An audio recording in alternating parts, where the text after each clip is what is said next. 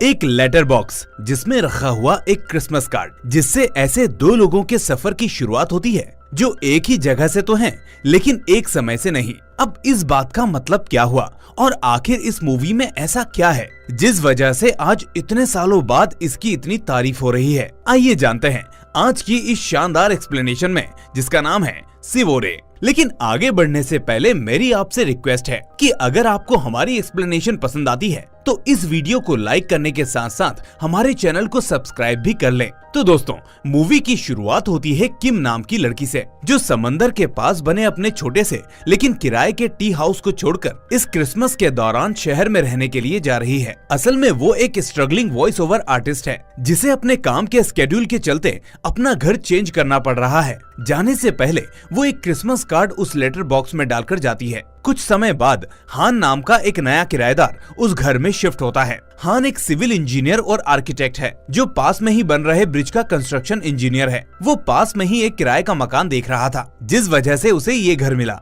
इसकी बेहतरीन बनावट को देखकर हान इस घर को आइल मारे नाम देता है। आइल मारे यानी समंदर। अब क्रिसमस की सजावट करते वक्त अचानक हान को ख्याल आता है कि शायद लेटर बॉक्स में किसी का क्रिसमस कार्ड आया हो। इसलिए जब वो उस लेटर बॉक्स को ओपन करता है तो उसे किम का वही लेटर मिलता है। उस लेटर में लिखा था कि मैं आपसे पहले यहाँ रहा करती थी, आपसे एक रिक्वेस्ट है, मुझे एक खत का लंबे समय से इंतजार है, इसलिए जब भी मेरे नाम का कोई खत आए तो आप मुझे नीचे दिए गए पते पर भेज दें। और हाँ, दरवाजे के पास जो पपी के फुटप्रिंट्स के निशान हैं, वो वहाँ पहले से ही है, मेरा उसमें कोई दोष नहीं। मेरी Christmas and happy new year, Kim. 21 December 1999। Card में ये सब पढ़ने के बाद हान हंसने लगता है, क्योंकि किम ने तारीख में 1999 लिखा था, जबकि ये तो 1997 चल रहा है और ऊपर से दरवाजे पर कोई भी फुटप्रिंट्स नहीं है। उधर जब हम किम को देखते हैं तो लगता है जैसे उसे किसी के जवाब का बेसब्री से इंतजार है। वो ये भी सोचती रहती है कि नए किराएदार की तरफ से कोई जवाब नहीं आया,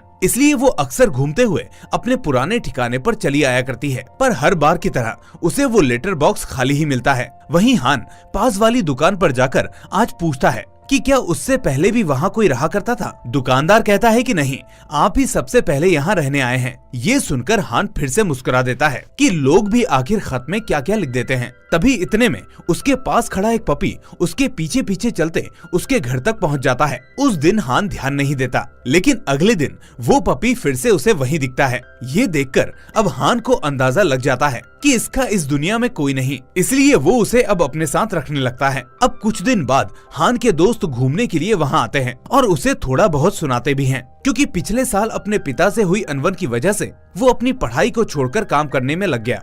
अब एक दिन हान अपने पपी के लिए छोटा सा पपी हाउस बनाकर उस पर पेंट कर रहा होता है, लेकिन तभी वो डिब्बा नीचे गिर जाता है। पपी उसी पेंट के ऊपर दौड़ते हुए घर के अंदर चला जाता है, जिससे पूरे घर में उसके पैरों के निशान बन जाते हैं। ये देखकर हान को थोड़ा अजीब सा लगता है, क्योंकि इस वक्त उसे किम के लेटर का ख्याल आता है, जिसमें उसने इन निशानों की बात की थी। ये सब सोचते हुए हान अब किम के लेटर का जवाब देने के लिए उसे एक लेटर लिखता है। दूसरी तरफ किम उसी लेटर बॉक्स को चेक करती है, जिसमें कोई खत नहीं। इसके बाद वो शॉप में जाकर दुकानदार से भी पूछती है कि घर में कोई आया क्या। दुकानदार कहता है कि अभी तक तो कोई नहीं आया मैडम। इसके बाद वो उससे घर की चाबी मांगकर उसके अंदर जाती है। अंदर जाकर वो अपना बिताया हुआ वक्त याद करती है और फिर वहाँ से जाने लगती है। जाते जाते वो फिर से एक बार उस लेटर बॉक्स को चेक करती है तो उसमें उसे एक खत मिलता है, जिसमें लिखा था कि आपको शायद किसी के जवाब का इंतजार है, लेकिन आपने जिस पते पर अपना खत भेजा है, मैं उस घर का पहला ओनर हूँ, इसलिए हो सकता है कि आपने अपना खत गलत जगह पर भेज दिया हो। आप एक बार फिर से अपना पता चेक कर लीजिए। हान। 28 दिसंबर 1997। इस खत में हान उससे एक चीज और पूछता है। वो नोटिस करता है कि किम ने अपने खत में घर का नाम भी आइल मारे ही लिखा था, इसलिए वो पूछता है कि आखिर आपको कैसे पता चला कि मैं अपने घर का नाम आइल मारे रखने वाला हूँ। खत पढ़कर किम को भी अजीब लगता है, इसलिए वो फिर से उसका जवाब लिखती है कि मुझे नहीं पता कि मेरा खत गलत पते पर कैसे पहुंचा, लेकिन मुझे आपसे पूछना है कि आपने डेट में 1997 क्यों लिखा है, क्योंकि ये तो 1999 है। अगर आप मजाक कर रहे हैं तो प्लीज मेरे आने वाले खत में कोई मजाक ना करें और वो आ जाए तो उसे मुझको भेज दें। किम। 29 दिसंबर 1999। अब आज 31 दिसंबर का दिन है। टाइम स्पेंड करने के लिए किम अपने दोस्त की कॉमिक स्टोर की देखभाल करने लगती है। उधर हान को जब किम का खत मिला तो वो हैरान हो जाता है वो लिखता है कि आपका खत बार बार मेरे पते पर आकर मुझे परेशान कर रहा है। हान, 1 जनवरी 1998। अब न्यू ईयर के वक्त कुछ दिनों बाद किम के यहाँ हेवी स्नोफॉल हुई।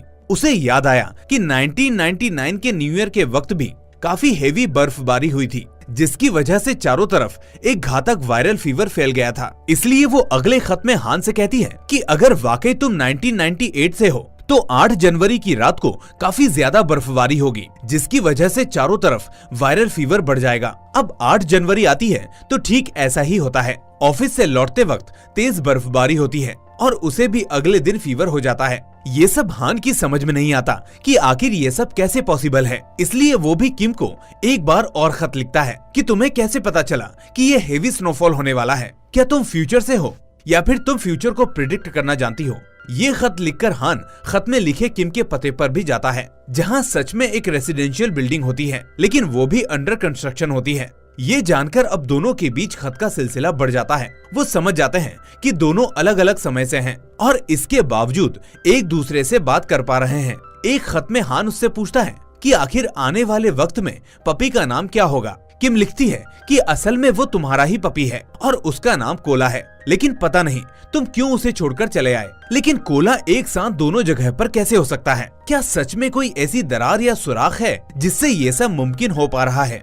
ये सवाल अब दोनों के दिमाग को हिला देता है। बहुत सोचने पर वो दोनों समझ जाते हैं कि असल में वो सुराग कुछ और नहीं बल्कि वही लेटर बॉक्स है। एक दिन किम के नए अपार्टमेंट के मेल बॉक्स पर एक खत पड़ा होता है जो गलत पता होने की वजह से उसी को वापस भेज दिया गया है। दरअसल उसने ये खत अपने बॉयफ्रेंड जीहू को भेजा था, जो अपने एक प्रोजेक्ट के चलते शिकागो जाने वाला था। वो किम को भी अपने साथ ले जाना चाहता था, लेकिन अपने करियर की वजह से किम ने उससे मना कर दिया था और जीहू अकेले ही शिकागो चला गया। इसी के बाद वो भी अपने पुराने घर को छोड़कर इस अपार्टमेंट में रहने आ गई। जीहू के खत के आने की आस में ही उसने वो खत उस लेटर बॉक्स में छोड़ा था, पर उसका खत तो जीहू के पास पहुंचा ही नहीं। इसलिए उसने जीहू को फोन करने का सोचा, लेकिन दूसरी तरफ से किसी लड़की की आवाज सुनकर वो समझ गई कि ये कोई और नहीं बल्कि जीहू की नई गर्लफ्रेंड है।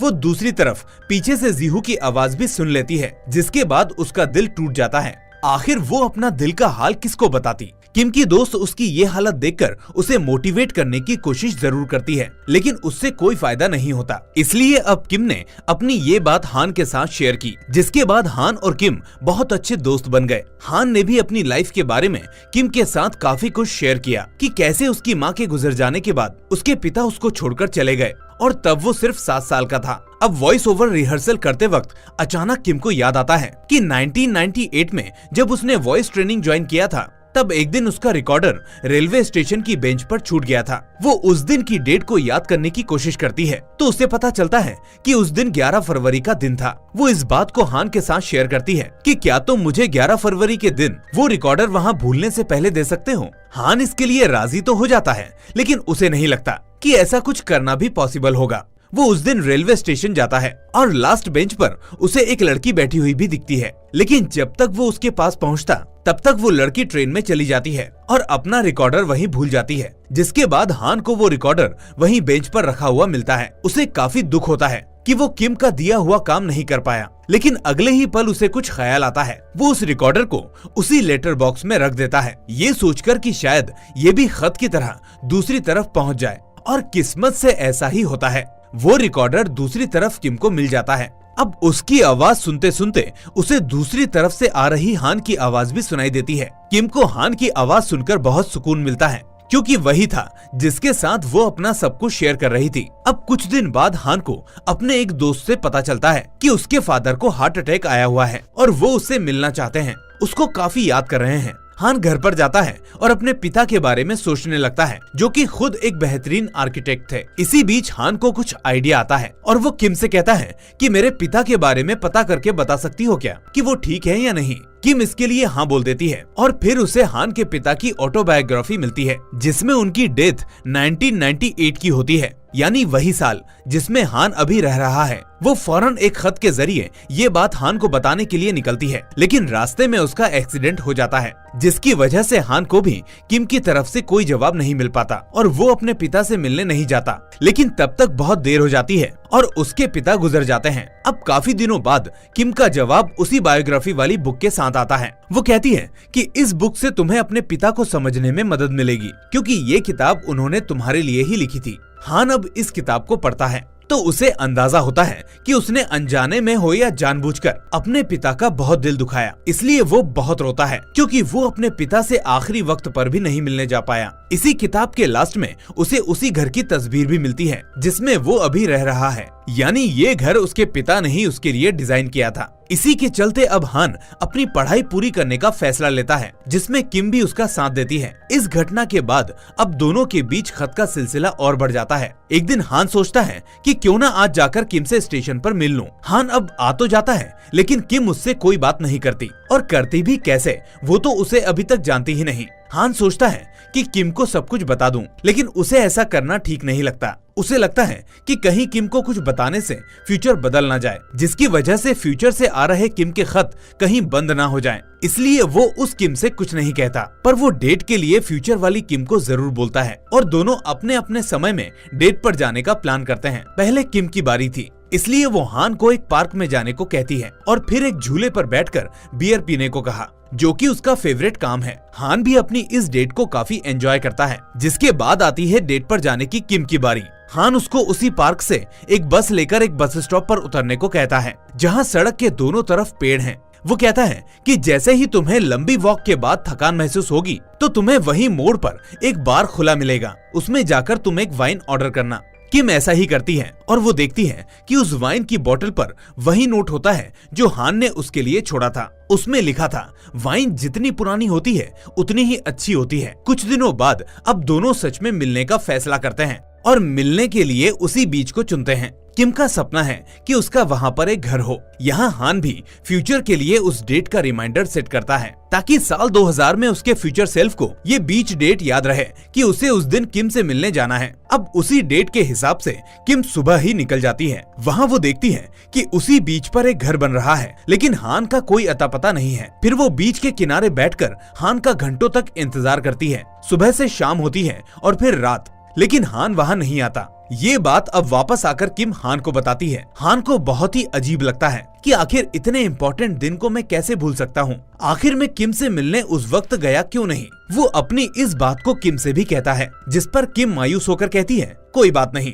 शायद तुम भूल गए होंगे, और वैसे भी 2 साल पहले का वादा कहाँ किसी को याद रहेगा। या हो सकता है कि तुम्हें भी जीहू की तरह कोई और लड़की मिल गई होगी। हान उसके इस खत का कोई जवाब नहीं देता, क्योंकि वो अभी भी इस सवाल में उलझा हुआ है कि आखिर वो वहाँ गया क्यों नहीं। वहीं कुछ दिन बाद अब किम कैफे में बैठी होती है तो उसे अपने पीछे अपने बॉयफ्रेंड की आवाज आती है, जो अब ऑफिस आ चुका है और अपनी नई गर्लफ्रेंड के साथ भी है। किम को पता चलता है कि वो दोनों बहुत जल्दी शादी भी करने जा रहे हैं। जिसके बाद वो घर आकर यही सोचकर रोती रहती है। अपने बॉयफ्रेंड की आवाज सुनकर उससे रहा नहीं जा रहा। वो उससे बात करना चाहती है और उसे अपनी दुनिया में वापस लाना चाहती है। इसलिए वो हान को खत लिखती है कि अगर मैं उसे उस दिन रोक लेती तो वो आज उस लड़की के साथ नहीं बल्कि मेरे साथ होता। इसलिए प्लीज मेरी इस काम में मदद करो और मुझे मेरे बॉयफ्रेंड से मिलवाने की कोशिश करो। हान को ये खत पढ़कर बहुत बुरा लगता है, क्योंकि वो किम से प्यार करने लगा था, लेकिन वो उससे इतना प्यार करता था कि उसकी खुशी को भी अपनी खुशी समझता था। मन में रोते हुए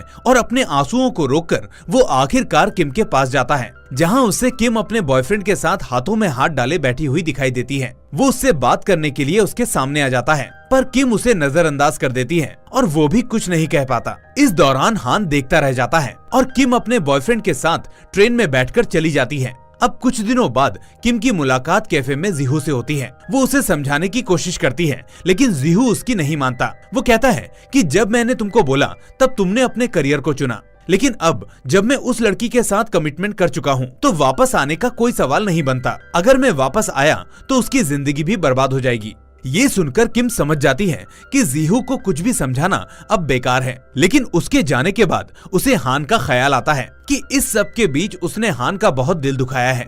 किम जानती थी कि हान उसे प्यार करता था, लेकिन उसके खातिर उसने अपने दिल को समझा लिया। इसी बीच वो हान का खत पढ़ती है जिसमें लिखा था कि किम, मैं तुम्हारी मदद करने के लिए तैयार हूँ और मैं वो हर कोशिश करूंगा जिससे तुम और जीहू एक दूसरे के करीब आ पाओ। मुझे अब भूल जाओ क्योंकि मैं ये आखिरी खत तुम्हें लिख रहा हूँ। मैं तुम्हें हमेशा उतना ही प्यार करता रहूंगा जितना अभी तक किया है, लेकिन मैं चाहता हूँ कि तुम दोनों अपनी जिंदगी में हमेशा खुश रहो और मेरी बात कभी जीहू को पता ना चले, इसलिए मेरा चला जाना ही बेहतर होगा। अलविदा किम, अपना ख्याल रखना। ये पढ़कर किम के तो आंसू ही नहीं रुकते। वो जानती है कि उसने बहुत बड़ी गलती कर दी है, इसलिए वो अब हान से मिलने के लिए उसी स्कूल में जाती है जहाँ हान ने वापस अपनी पढ़ाई ज्वाइन की थी। अंदर जाते ही उसे एक घर की पेंटिंग दिखाई देती है जो हूबहू वैसा ही था जैसा उसने उस बीच पर बनते हुए देखा था। तभी इतने में एक लड़का नोटिस करते हुए उससे बोला कि तुम किम हो क्या? किम शॉक रह जाती है कि आखिर वो लड़का उसका नाम कैसे जानता है।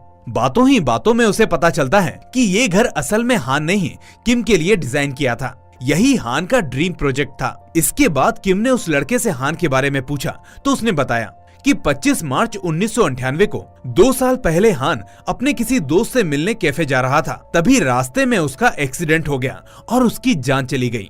ये सुनकर किम को याद आता है कि ये तो वही दिन था जिस दिन जीहू उसे छोड़कर जा रहा था। इसका मतलब उस दिन हान किम के पास ही आ रहा था उससे मिलने, ताकि वो जीहू को जाने दे या फिर उसके साथ चली जाए। लेकिन वो उस तक नहीं पहुंच पाया क्योंकि जब वो दोनों कैफे में थे तब किम ने नोटिस किया था कि कोई लड़का बाहर गिरा पड़ा है जिसका अभी अभी एक्सीडेंट हुआ है और उसकी मौत हो चुकी है। ये याद आते ही किम के पैरों तले जमीन खिसक जाती है और वो फौरन उस लेटर बॉक्स के पास पहुंचती है। उसके हाथ कांप रहे हैं। वो जल्दी जल्दी लिखने की कोशिश करती है ताकि वो लेटर हान को मिल जाए और वो उस दिन कैफे की तरफ ना जाए। हान के बारे में सोचते सोचते वो फूट फूट कर रोने लगती है क्योंकि उसे पता है कि उससे बहुत बड़ी गलती हो चुकी है। वो समझ जाती है कि इसीलिए हान उस डेट पर मिलने नहीं आया क्योंकि वो मर चुका था। दोस्तों, यहाँ से ये मूवी एकदम से उसी दिन पर शिफ्ट होती है जहाँ से वो शुरू हुई थी। किम एक लेटर क्रिसमस कार्ड के साथ लेटर बॉक्स में डालने जा रही है क्योंकि वो आज घर छोड़कर जाने वाली है। लेकिन तभी बीच में उसे एक अजनबी आदमी मिलता है जिसके हाथ में किम का लिखा हुआ आखिरी खत है। यानी हान को किम का आखिरी खत मिल चुका था। इसका मतलब फ्यूचर की किम ने पास्ट के हान को बचा लिया था जो इस वक्त उसके सामने खड़ा था। हाथ में उस खत को लिए हुए हान कहता है कि क्या तुम एक जादुई कहानी सुनने के लिए तैयार हो किम? और यही होता है मूवी का दी एंड। दोस्तों, ये मूवी मुझे बहुत अच्छी लगी। आजकल की मूवीज में फूहड़पन और बाकी चीजें इतनी बढ़ चुकी हैं कि असली कहानी और अच्छी मूवी को ढूंढना बहुत मुश्किल हो चुका है। आज के दौर की शायद ही कोई मूवी हो जो हर मायने में खरी उतर सके। खैर, आपको ये मूवी कैसी लगी मुझे कमेंट करके जरूर बताएं और साथ ही इसको लाइक करने के साथ साथ सोशल मीडिया पर शेयर भी कर दें। अगर आप नए हैं तो चैनल को सब्सक्राइब करके नोटिफिकेशन बेल को भी दबा दें ताकि ऐसी ही बेहतरीन मूवीज की अपडेट्स आपको मिल सकें। बाकी मैं मिलूंगा आपसे अगली ऐसी ही मूवी के साथ। Till then take care and thanks for watching.